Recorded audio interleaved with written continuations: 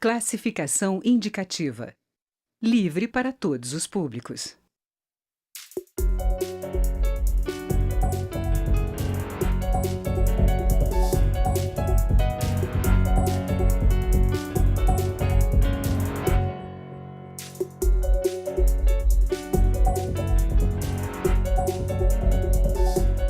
Olá!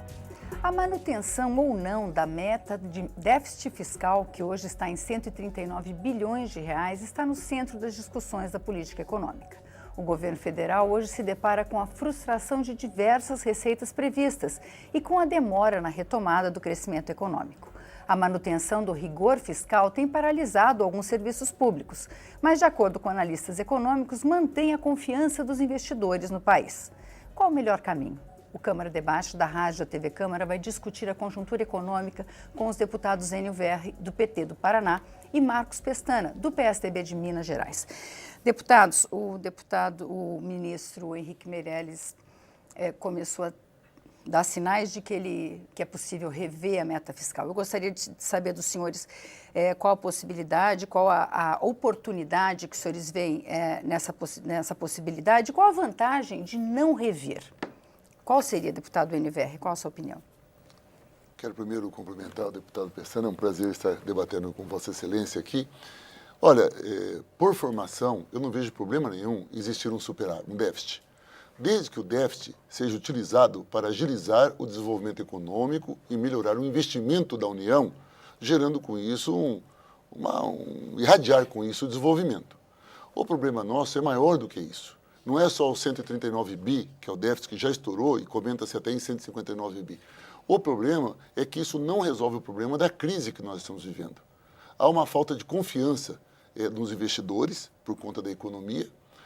Os grandes investidores preferem aplicar os seus recursos no capital nacional, no mercado financeiro que tem taxas altas, e, ao mesmo tempo, ele não vê uma política clara por parte do governo federal que o motive a investir no seu próprio meio de produção. Ou seja, de repente, o industrial prefere colocar no mercado financeiro do que ampliar sua fábrica. Então, o que falta hoje, e na economia isso é fundamental, os fundadores da ciência econômica, Keynes, já dizia que na economia tem muito de psicológico. E, psicologicamente, não há confiança no governo Temer. Não há confiança porque está envolvido em escândalo e todos esses problemas. Mas, indiferente da questão dos desenvolvimentos dele, quando não há confiança em quem dirige, o investidor não faz. E os movimentos que o governo fez não incentivam isso. Vou dar outro exemplo aqui, a medida provisória 777, que acaba com a TJLP, que é a taxa de juros de longo prazo. O BNDES ele tem um papel fundamental no desenvolvimento da indústria do país. Ao você subir as taxas de juros e diminuir a capacidade do BNDES de incentivar a indústria, somando ao não investimento do governo, você diminui o impacto da economia, diminui a receita da União, consequentemente aumenta o déficit. Então, analisar o déficit pelo déficit fica um pouco pequeno, levando-se em conta o buraco que nós vemos na economia hoje. É muito reduzido dizer o seguinte, 139 bi, 159 bi, com todo respeito às diferenças que possamos ter, não é tão determinante para a nossa economia. O problema é, e o ano que vem, quanto será? Porque esse modelo recessivo de economia não permite que a economia volte a crescer, não há confiança por parte dos investidores, consequentemente não conseguimos ver a médio e longo prazo nenhuma saída para isso. E dizer que o ajuste pelo ajuste traz a confiança do investidor, leva quanto tempo isso? E até lá, o que vai acontecer com o país? Então, é importante colocarmos como pano de fundo do nosso debate não 139 bi ou 159 bilhões do déficit, mas sim, está sendo usado para o quê e qual o efeito disso em médio ou curto prazo para a economia brasileira. Deputado Marcos Pestana, até agora o ministro Henrique Meirelles tratou isso como uma questão de honra, quase. Né? Ele não mudaria a meta fiscal. E agora ele já admite. Qual a sua posição sobre isso? Olha, o Brasil vive a maior recessão da sua história. 2 anos seguidos de crescimento fortemente negativo. Mais de 3% de crescimento em 2015 e 2016. A face mais dramática são os 14 milhões de desempregados e os 6 milhões de desalentados. Isso tem uma raiz central. O centro da crise brasileira é o desequilíbrio fiscal do setor público. O desequilíbrio gera taxas de juros altas, travamento da economia e crise de expectativas. É o contrário. O investidor, aquele que financia o déficit do governo, ele olha para o futuro e vê a sustentabilidade do endividamento. Isso parece economês hermético, mas qualquer dona de casa, qualquer trabalhador, qualquer família sabe que não pode gastar mais do que tem, muito mais do que tem, indefinidamente, ao longo de 7, 8 anos. Isso, a dívida vai virando uma bola de neve. E aí não tem mágica. Ou aumenta a receita, ou corta a despesa, ou se endivida. E aí tem um pacto intergeracional. O que nós estamos deixando de horizonte para os nossos filhos, para os nossos netos, é uma perversidade. Um sistema previdenciário insustentável e uma dívida impagável. Então, o ajuste fiscal, quem está em casa nos assistindo, só para se ter uma dimensão, nós temos um déficit nominal que inclui tudo, todas as despesas operacionais e as despesas financeiras. Nós tivemos, nos 2 últimos anos do governo Dilma, 9% do PIB. De tudo que o país produz, o governo gastou a mais 9%. E aí ele tem que ir ao mercado se financiar. É a necessidade de captação que ele tem, necessidade de financiamento do setor público. Para se ter uma dimensão, no Tratado de Maastricht, os países europeus, ao convergirem para uma moeda única, eles combinaram que 3% do PIB era o limite máximo superior aceitável, a partir do qual os países sofreriam sanções, punições, porque era gravíssimo. Nós ficamos a ver aí o tempo passar, a crise desfilar, achando que é normal ter 9% de déficit. Esse ano provavelmente vai fechar em um 7%. A projeção, eu fui o relator da LDO, a projeção para o ano que vem é 6% de déficit nominal. Isso é injeção na veia de endividamento. E por isso que a economia brasileira fica nesse voo de galinha. Ela não consegue alçar voo porque as expectativas não são favoráveis. Muita gente começa a apostar que vai quebrar, que o Brasil, que já tem uma história de moratórias anterior, todo o investidor olha com desconfiança e a economia real não responde, porque as taxas de juros são altas e é contaminado. Então, não tem jeito, tem que fazer o ajuste fiscal. Para ter crescimento, nós precisamos ajustar, porque sem desvendar esse mistério, esse enigma, isso vai nos devorar. Existe uma questão que eu acho que passa um pouco, é meio difícil de nós, cidadãos comuns, entendermos, e é uma missão aqui do Congresso, que é esse tal do orçamento. O orçamento é uma peça imensa, cheia de número.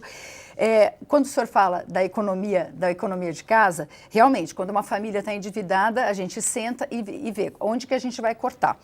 E parece que existe uma divergência muito grande sobre onde vamos cortar.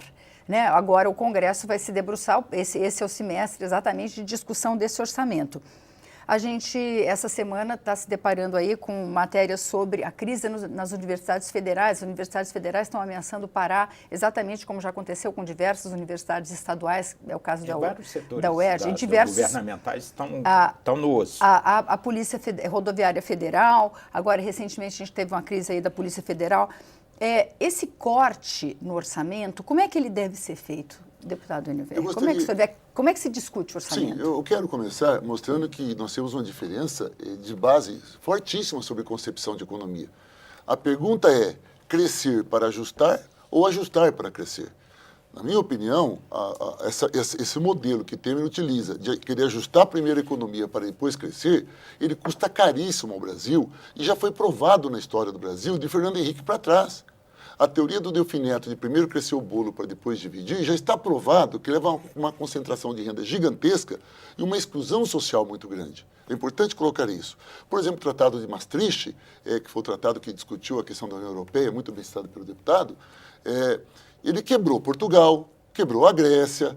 Na verdade, esse tratado, quando você dá um limite de endividamento sobre o PIB pequeno e uma economia subdesenvolvida não consegue, ele começa a fazer cortes no orçamento, como são feitos no Brasil, comprometendo educação, saúde, infraestrutura.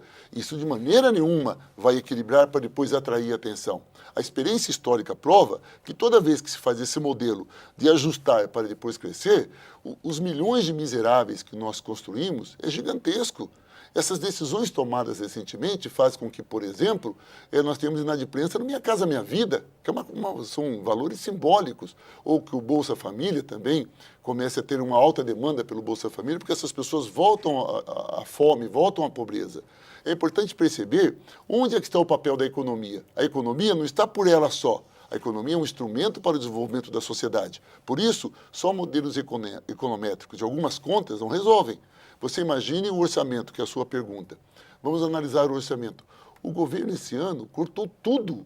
Consequentemente, ele não vai ser um instrumento para motivar o desenvolvimento. Não vai ser, a União não vai ser.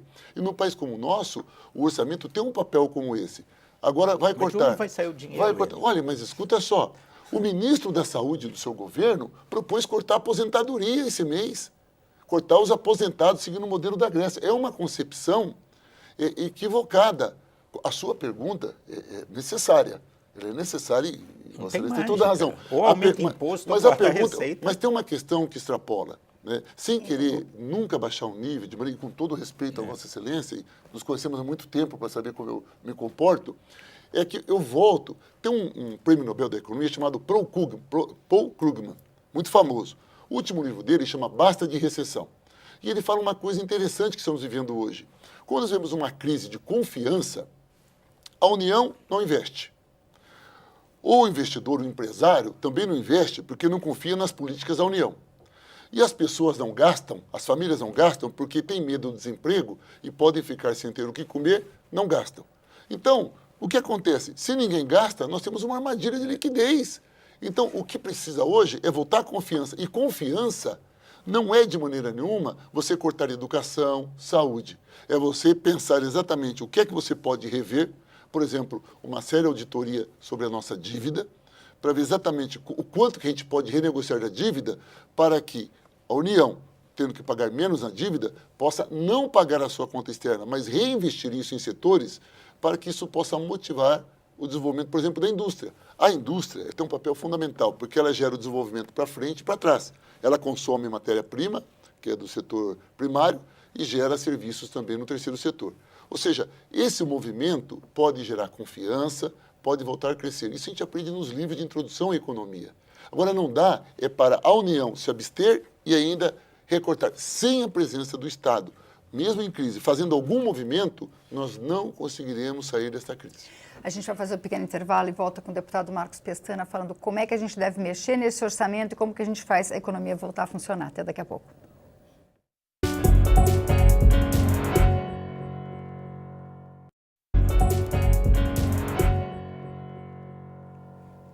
O Câmara Debate está de volta. Hoje nós estamos discutindo a crise econômica com os deputados Marcos Pestana, do PSDB de Minas Gerais, e Enio Verri, do PT do Paraná.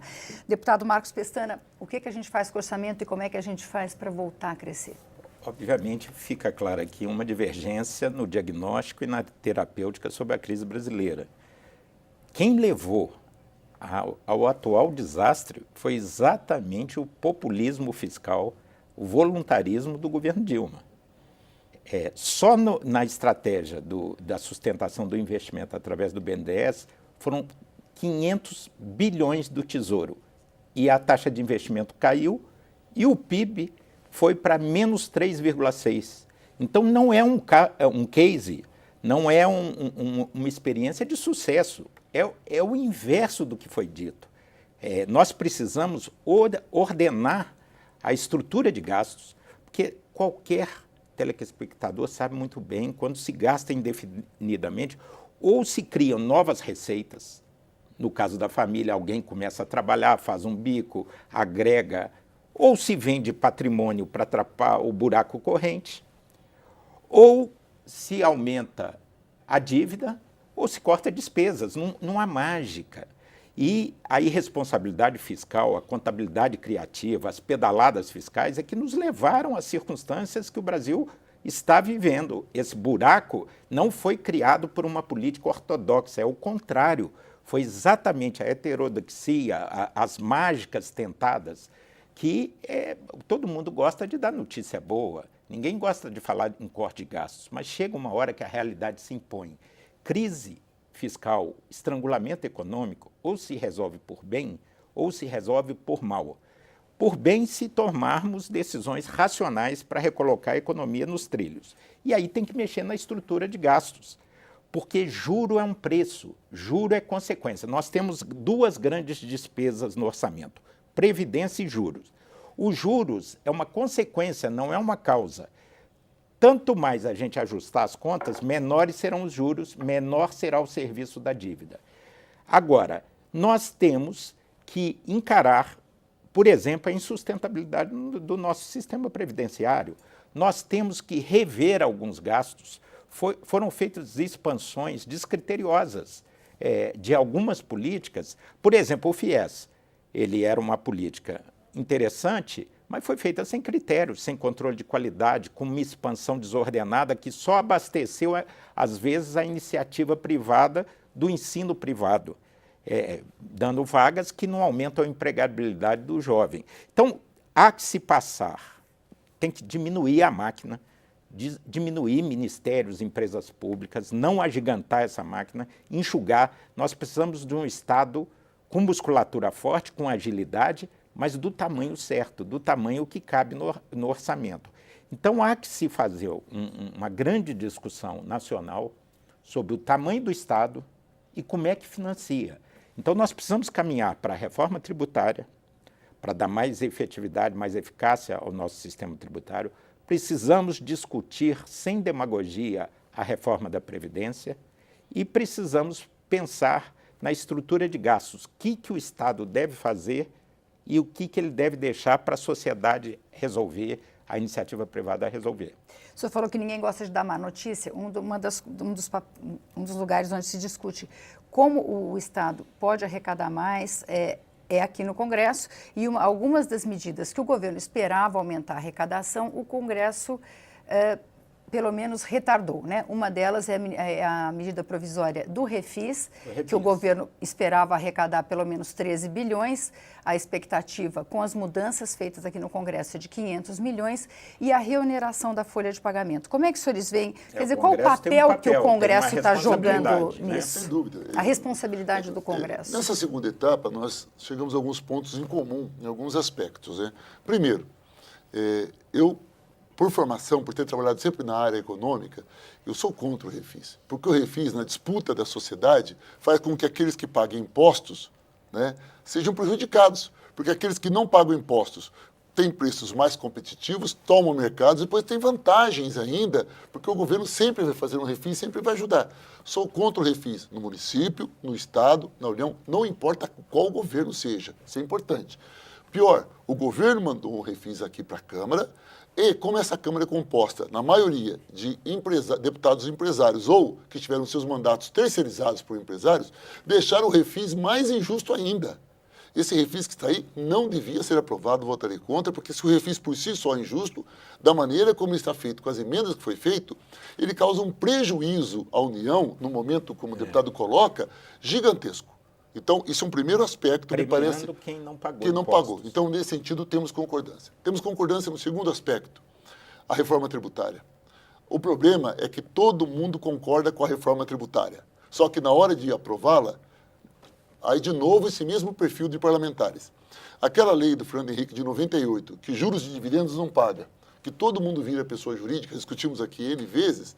Se não for retirada, nós não vamos aumentar a arrecadação do imposto de renda, que é uma coisa fundamental porque vai para os estados e municípios.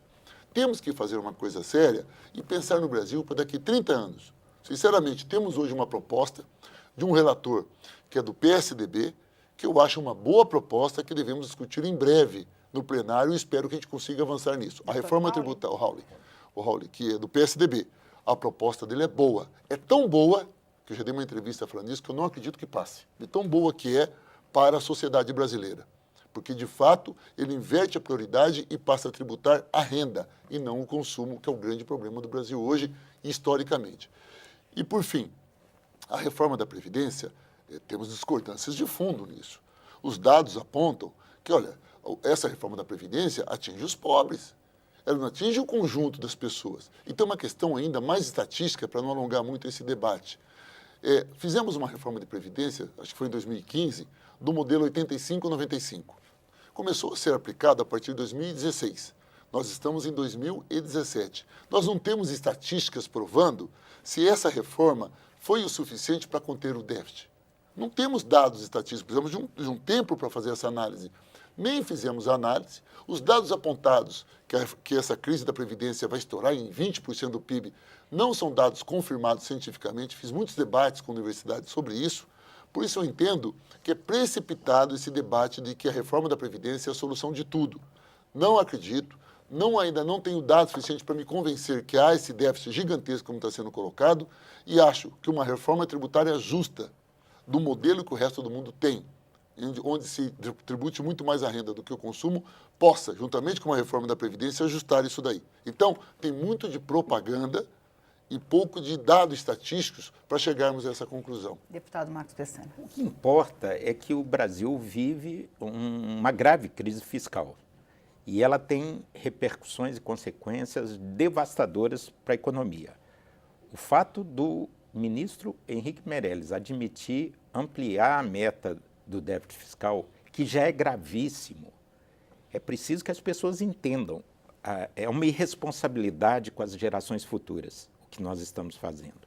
Nós estamos trocando gasto, consumo presente por dívida futura. Então, isso tem que ser estancado. Não é possível, não é sustentável. O Rio de Janeiro é o laboratório, é a ponta do iceberg do que pode acontecer no Brasil se nós não tivermos responsabilidade fiscal. É o que aconteceu na Grécia, é o que aconteceu em Portugal, quando você tem uma estrutura de despesas que não cabe no nível de impostos que a sociedade está disposta a pagar. Eu sou a favor do refis. Muitos pequenos e médios empresários entraram involuntariamente num processo de crise. Agora, o Enio tem razão, você não pode fazer isso toda hora e de qualquer jeito. Você tem que ter boas regras para não desestimular quem paga impostos em dia, quem é correto com a regra do jogo na sociedade. Então, nós temos uma agenda, é preciso, infelizmente, a política tem que ser uma ferramenta de soluções, gerar soluções. Infelizmente, a política está contaminando. Nós saímos do impeachment, Lava Jato e tudo isso, a política está monopolizando as energias, enquanto isso existem 14 milhões de desempregados, 6 milhões de desalentados, uma paralisia econômica, vamos ter um crescimento positivo, mas muito pequeno, 0,3%, 0,4%. O horizonte era de ter 3,5% ano que vem, isso gera solução pelo lado da receita, desenvolvimento e emprego, mas a política, infelizmente, nós precisamos pacificar um pouco, baixar a bola, baixar a poeira, superar os impasses políticos, sem nenhum ataque à Lava Jato, que vai continuar o seu trabalho, mas nós precisamos discutir a agenda que interessa ao cidadão, que é reforma previdenciária, reforma tributária, retomada do desenvolvimento e equilíbrio fiscal. Sem equilíbrio, é um mito isso. O Brasil está girando uma dívida em ritmo de bola de neve. Isso vai ficar insustentável. Ou a gente toma providência agora, ou o nosso horizonte é nebuloso e o Rio de Janeiro. Por que o Rio de Janeiro se encalacrou, chegou a um estrangulamento físico operacional? Porque ele não pode se endividar. O governo federal só não chega nesse ponto, e nós estamos sentindo em vários órgãos, em vários ministérios, que a despesa está chegando no limite, no osso, né? E mesmo assim tem setores pedindo aumentos aí, com a inflação de 3%, tem gente falando em aumentos salariais de 16%. Hoje eu vi uma notícia inacreditável, que os juízes pediram a Carmen Lúcia um aumento de 30%, e quanto foi? Eu vi 17%, não vi isso. Não, 17% foi o do Ministério Público. Agora o Judiciário está propondo um aumento. Nós estamos vivendo em Marte, essas pessoas estão alienadas do dia a dia do cidadão brasileiro, nós precisamos ter responsabilidade. E, como você disse, o Congresso também tem sua parcela de culpa, porque o refis era fruto de uma negociação, um ponto de equilíbrio para permitir a regularização fiscal de pequenos e médios empresários, de empresas, mas a Câmara foi e inviabilizou o refis. Muito obrigada, deputados. O Câmara Debate termina aqui. Você pode rever ou compartilhar este ou outros programas da nossa página, câmara.leg.br/Câmara Debate. Nós também estamos no YouTube. Obrigada pela audiência e até a próxima.